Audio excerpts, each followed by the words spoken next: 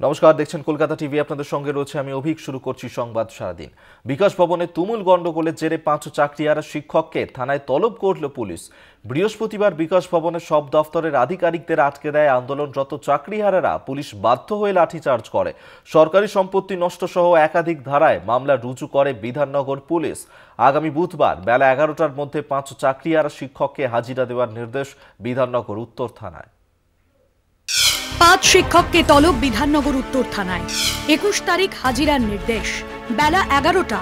যোগ্য শিক্ষক শিক্ষিকা অধিকার মঞ্চের তরফ থেকে বিকাশ ভবন অভিযান হয় এবং সেখানে তাদের আন্দোলনের জেরে মূল গেট ভেঙে ফেলা, ভেতরে প্রবেশ করা এবং সেইখানে গিয়ে বিক্ষোভ প্রদর্শনের মতো ঘটনা ঘটে এবং বিধাননগর উত্তর থানার পুলিশের তরফ থেকে বেশ কয়েকজন শিক্ষকের এবং শিক্ষাকর্মীকে নোটিশ দিয়ে জানানো হয়েছে যে ওই ঘটনার জেরে তাদেরকে তলব করা হয়েছে এবং তাদেরকে হাজিরা দিতে বলা হয়েছে 21শে মে তারিখ। কোন কোন ধারায় মামলা? সরকারি সম্পত্তি নষ্ট, অপরাধমূলক অনুপ্রবেশ, রায়ত, সরকারি কাজে বাধা, সরকারি কর্মীকে জোর করে আটকে রাখা, কর্তব্যরত পুলিশদের মারধর, পুলিশকে হেনস্থা, অপরাধমূলক উস্কানি, অপরাধমূলক ষড়যন্ত্র। আমাদের ওপর লাঠিচার্জ হলো, রক্তক্ষরণ আমাদের হলো, চিৎকার আমাদের শিক্ষক শিক্ষিকা শিক্ষাকর্মীরা করলেন। যন্ত্রণায় এখনও কাতরে যাচ্ছেন তারা, আর তাদের নামেই কেস দিয়ে ভয় দেখিয়ে তাদেরকে আবার এফআইআর করে ডাকা হচ্ছে। যোগ্য শিক্ষক শিক্ষিকা অধিকার মঞ্চে যারা রয়েছে তারা স্পষ্ট জানাচ্ছেন যে আইনি পথে আইন মাফিক যা করণীয় তারা করবেন। তারা আদতেও এই যে নোটিশ বা এই তলবে যাবেন কিনা সেটি স্পষ্ট করেননি।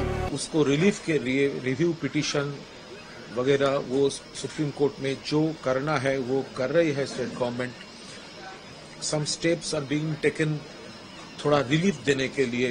तो पूरा जो कोशिश है लीगल वे से ये ममता बनर्जी का गवर्नमेंट कर रही है। किसी पॉलिटिकली मोटिवेटेड वे से उसका कोई प्रोवोक करे तो उसका उसमें अलर्ट रहना चाहिए। ममता बनर्जी और सरकार उसके साथ है।